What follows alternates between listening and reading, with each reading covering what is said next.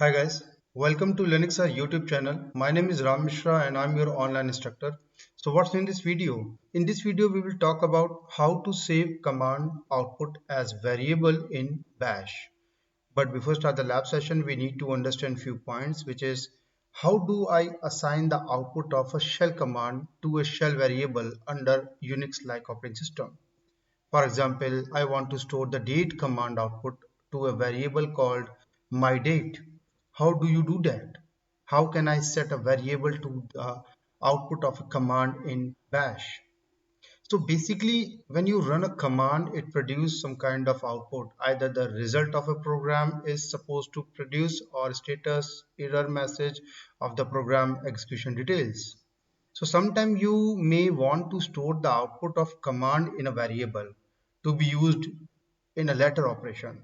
So in that situation, you should know how we can assign the output of shell variable to a variable, and especially and it is very useful especially for shell scripting purpose. So here I'm going to demonstrate you how we can assign a command's output to a variable in shell script. Let's start the lab session.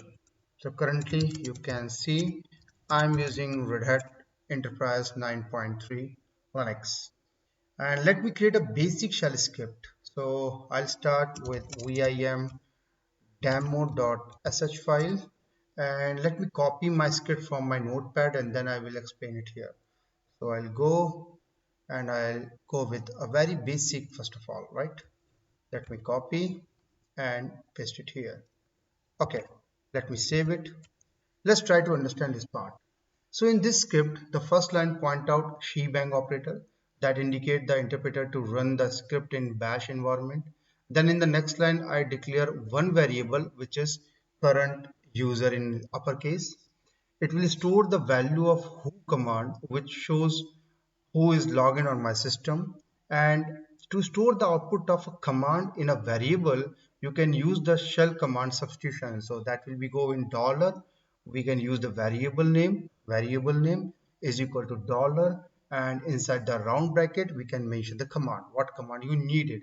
So in my case I'm using who command. So basically what happened, who command output will be stored here, which is known as a new variable which is current user.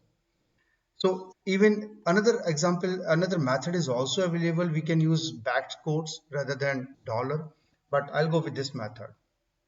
Then in the next line, I print out my custom variable output with some echoing message. The following user are logged on the system, right? Now let me save it and quit from there and make it executable using chmod command. So I'll save and quit and I run the command chmod x demo.sh. Now finally run it. So how to run? Simple, demo.sh. The moment I press enter, you can see it show me the result, but in a not a proper format. I want my command output from new line, means this output I want to go from the new line. So I can modify my script again using /n special character. So I'll open demo.sh. I'll go here and I use insert /n. So /n basically represent the new line, right? Let it be go, save and quit, and now try. So oops, it's print the /n as a plain text. It's not working.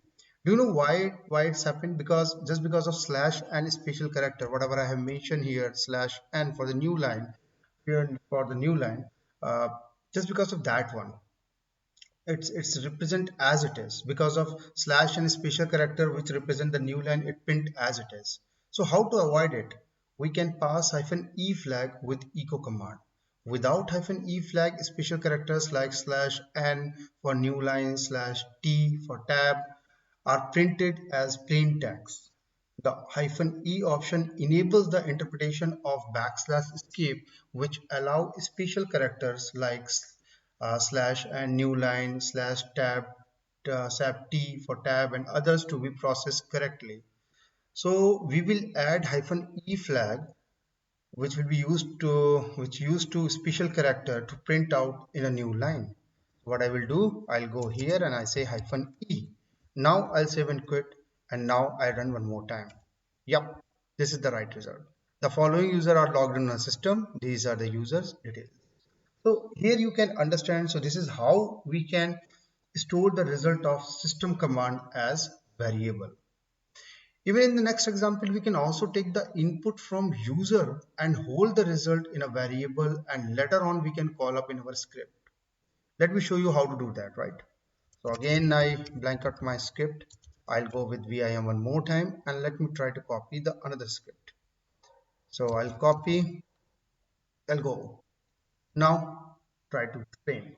So here, first of all, we will ask the user for system command whatever he want to run by again echoing it.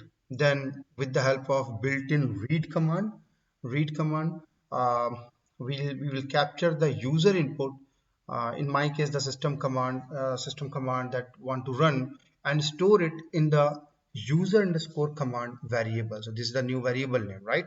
So user will go with this echo message. He will type some command, system command, what he want to run, and that output will be stored. The command will be stored here as a user command, right? Then in the next line, I show the enter command.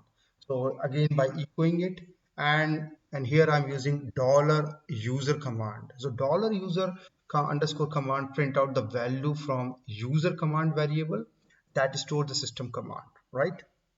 And then finally in the next line we execute the user command and display the result. So running the dollar user command, the command, and to run the command I use dollar and the command name, which is user command, which is my variable. So let's run it and see what happened. If I go back again, please enter the system command that you want to run. So suppose I want to run the date command. You enter the command date, running the date command, and finally I got the result. So this is how you can take the you can take the input from user command, what user want to run the command, and hold its result in a variable, and we can view the output.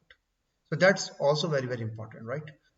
In the next case, we can also define read-only variable. That is also very useful. This kind of variable or read-only helps you protect your variable from any further modification or improve the code reliability. So sometime in shell scripting, what happened, you need to create a variable that cannot be modified or unset one declares. This is achieved using the read-only command. So such variable are particularly useful for defining constants of critical value that should remain unchanged throughout the execution of a script. So let me show you how you can define or declare read-only variable, right? So I'll change again.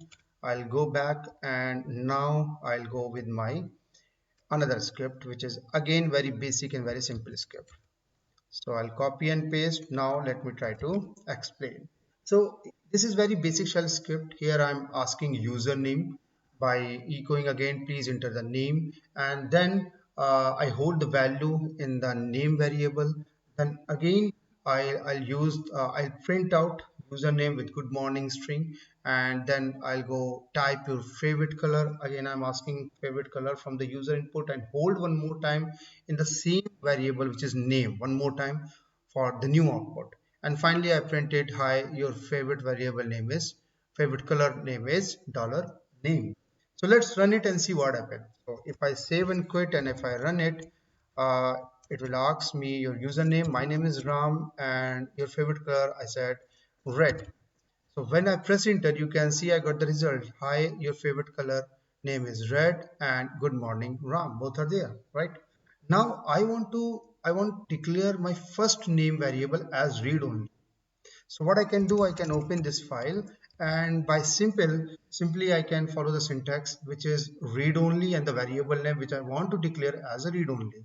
So I want to declare this one. So I said read only and name. That's it. So online number four here, I declare the name as read only variable. Let's see what happened when we run this script again. So if I save and quit and I run it one more time, it is asking, please enter your name. I said Ram again, and good morning Ram. I got the result, and type your favorite color. This time I'll go with black, BLACK. The moment I press enter, I got error.